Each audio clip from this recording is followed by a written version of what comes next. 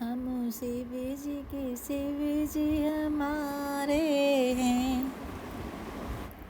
भगवान श्री शंकर जी के चरणों में प्रीति रखने वाला कली काल के सभी पापों से मोक्ष पा जाता है। मस्तक पर भस्म का लेप करके भगवान श्री शंकर जी के शिवलोक को प्राप्त होता है। इनको नमस्कार करने वाला व्यक्ति पुत्र पौत्रों के साथ सुख का भागी होता है। हे ऋषिगणों, आप सभी ध्यानपूर्वक सुनो। मैं आपके सन्मुख त्रिलोकपति भगवान श्री शंकर जी की वह कथा कहता हूँ। इस सावन माह में श्रवण मात्र से ही कली काल की सारी व्यथा ऐसे नष्ट हो जाती है जैसे गर्म तवे पर पानी की बूंद नष्ट हो जाती है। भगवान शंकर जी का यह चरित्र कली काल के सभी पापों का नाश करने वाला है।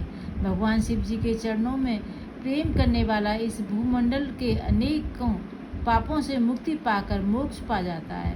उनका यशगान करके लाखों मनुष्यों को परम पद की प्राप्ति होती है।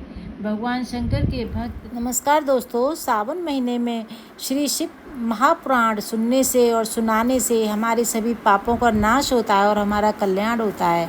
तो मैं शिव पुराण का प्रथम अध्याय सुनाने जा रही हूँ। महर्षि शौनकादि का सूत जी से शंकर जी की महिमा सुनाने का आग्रह करना। पुरातन काल की कथा है कि भगवान श्री वेद व्यास जी महाराज के शिष्य एवं परम पौराणिक श्री सूत जी महाराज श्री गंगा जी और कालिंदी के संगम स्थल पर श्री शंकर भगवान की नगरी में त्रिभुवनपति श्री शिव जी की घोर तपस्या में लीन थे। उसी समय वहाँ पर महर्षि शौनक जी अपने साथ अनेक ऋषियों सहित पधारे। वे श्री सूत जी महाराज को शिव की उपासना में मग्न देखकर अपने हृदय में अत्यंत प्रसन्न हुए और हाथ जोड़कर श्री सूत जी से प्रार्थना करने लगे कि हे प्रभु दीनानाथ, आप हमारी भव बाधा दूर करो, हमारे अज्ञान का नाश करते हुए ज्ञान के चक्षुओं को खोलो। हे ज्ञानेश, आगे कलयुग आ रहा है, घोर संकट का समय है। इस कलयुग रूपी अज्ञान से हमें मुक्ति का मार्ग बतलाइए। सौभाग्य बस आपके दर्शनों को प्राप्त कर हम सुख का अनुभव करते हैं। हे मुनीश्वर,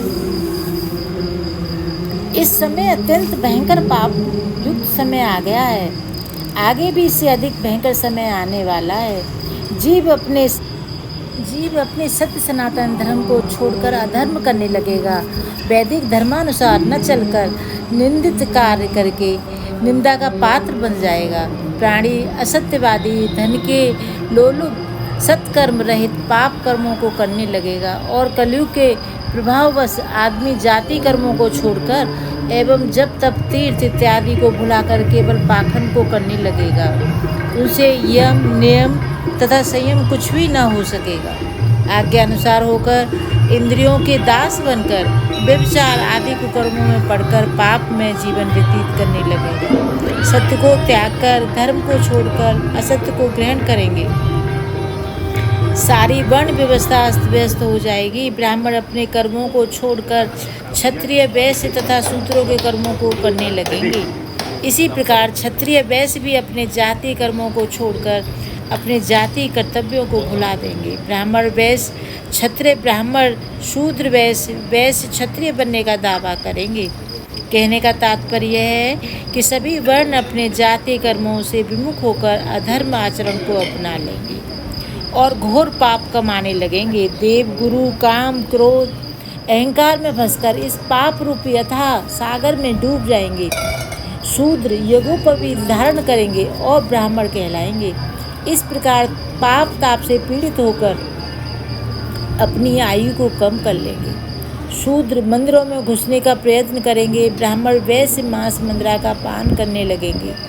क्षत्रिय वैश्यगामी, कुसंगी और भ्रष्टाचारी होंगे। स्त्रियां अपने पुरुषों को छोड़कर पर पुरुष तथा पुरुष अपनी स्त्री को छोड़कर अन्य स्त्री पर कामांधवश पाप के भागी होंगे। वैश्याएं सत्यवती नारी बनने का दावा करेंगी तथा सती स्त्री लांछन युक्त हो जाएंगी।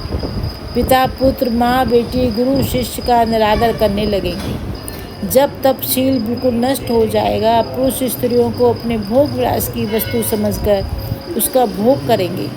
ब्राह्मण केवल यज्ञोपवीत से माने जाएंगे। चतुर व्यक्ति अपने दंभ तथा चालाकी से पूजे जाएंगे।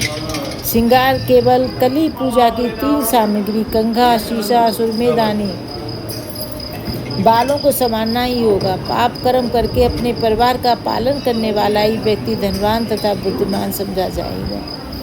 तीर्थ यात्रा करना पाप समझा जाएगा। इस कली काल में आसुरी प्रभाव बस सज्जन पुरुष चिराग तले मिलना भी कठिन होगा। दुष्ट सज्जन दुष्ट समझा जाएगा।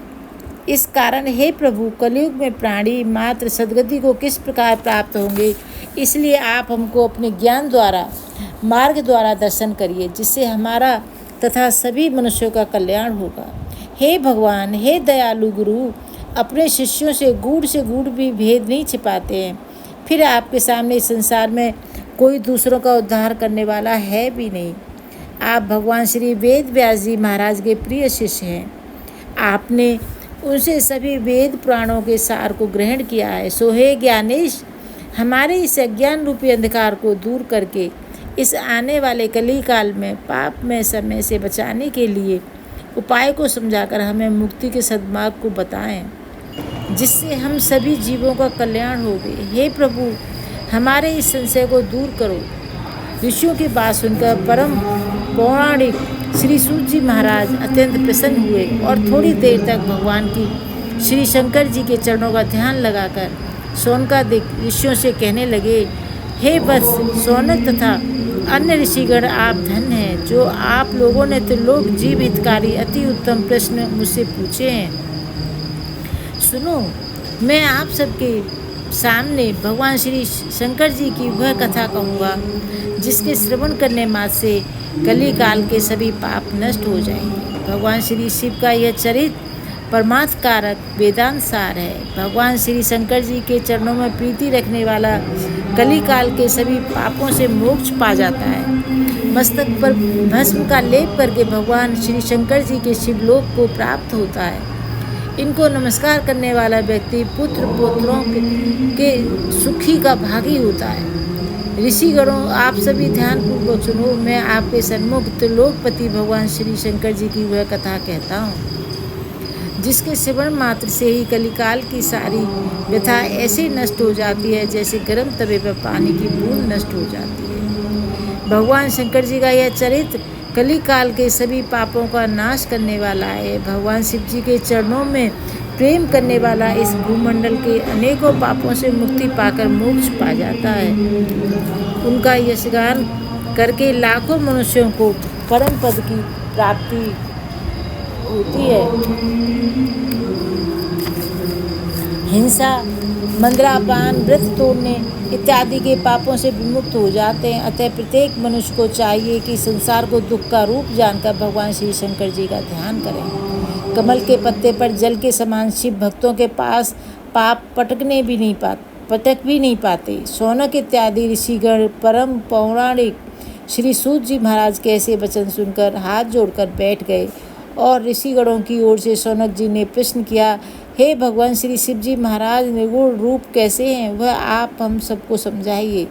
भगवान श्री शंकर जी ने इस संसार चक्र की रचना क्यों की तथा वे स्वयं कैसे उत्पन्न हुए? क्या संहार अथवा प्रलय के समय भगवान शिव कैसे अवतार धारण करके अवतरित होते हैं? क्या कार्य करते हैं तथा वे अपने भक्तों के बस में होकर कैसे भक्तों का कल्याण करते हैं? हे भगवान, आप गुरु कृपा से भूत भविष्य तथा वर्तमान तीनों कालों के विषय में पूर्ण ज्ञानी हैं। हमारे माता पिता व गुरु आप ही हैं। इस संसार में आपके समान कोई संयम दूसरा नियम पालन करने वाला नहीं है। आपने भगवान से सभी कुछ श्रवण किया है। सौभाग्यवश आपसे हमारी भेंट हो गई। बिना सौभाग्य के आपके दर्शन दुर्लभ है। हे प्रभु, आप कली काल के पापों को नष्ट करने वाली भगवान श्री शंकर की परम पावनी कल्याणकारी कथा सुनाकर हमारे इस जीवन को सार्थक कीजिए। हे पाप मोचन, हे जगत पिता, हमारा इस संकट से उद्धार कीजिए। हर हर महादेव।